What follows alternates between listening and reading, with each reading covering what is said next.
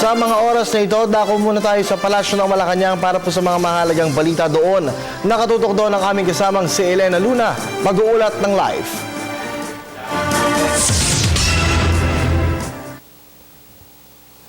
Maraming salamat, Kirby. Naniniwala ang palasyo na hindi mga Malaysians kundi mga Pilipino, sina Moro Islamic Liberation Front Chief Negotiator Mohager Iqbal at MILF Chair Alhaj Murad. Ito ay sa kabila ng ibinunyag ni dating DILG Secretary Rafael Alunan na ang dalawang opisyal ng MILF ay nagtataglay ng Malaysian passports. Ayon kay PCOO Secretary Sani Coloma, itinanggi na ni Ginoong Iqbal ang bagay na ito. Nilinaw ni Iqbal na tanging pasaporte lamang ng Pilipinas ang kanilang hawak kaya walang basihan ang sinabi ni Alunan. Ayon rin kay Secretary Coloma, sina Murad at Iqbal ay matagal nang nakikipag-usap sa gobyerno ng Pilipinas para sa prosesong pangkapayapaan. Ginagawa na nila ito sa nakalipas na 17 taon o panahon pa ng administrasyon ni dating Pangulong Fidel Ramos. Para sa palasyo, hindi na kailangan pa na imbestigahan ng House of Representatives ang nationality nila dahil hindi naman na-question ang pagiging Pilipino nila sa nakalipas na 17 taon.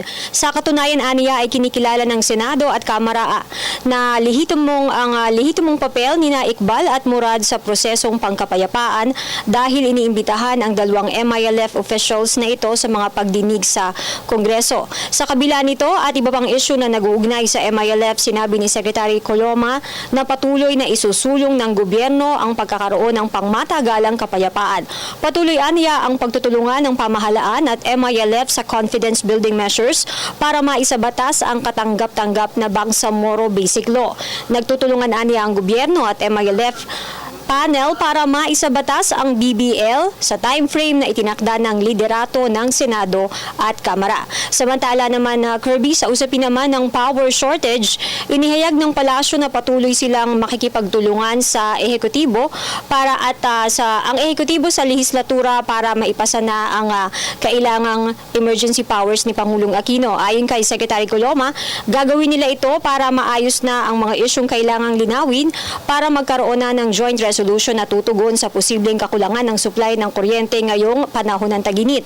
Kasabay nito, patuloy ang panawagan ng gobyerno na magkaroon ng energy conservation measures, pati na rin ang apila sa pribadong sektor na tumugon sa interruptible load program ng Department of Energy sa pamamagitan ng paggamit ng kanilang sariling mga generators. Tiniyak naman ng kalihim na patuloy ang pagbumonitor ni Energy Secretary Jericho Petilla sa supply ng kuryente lalo pat magsisimula na ang taunang maintenance ng Malampaya Power Plant.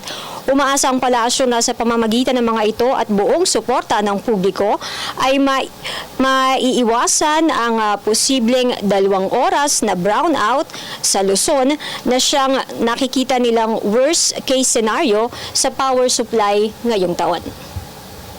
At yan, Kirby, ang ating balita mula dito sa Malacanang sa tulong ng RTVM. Ako si Elena Luna para sa Telebisyon ng Bayan. Maraming salamat sa iyo, Elena.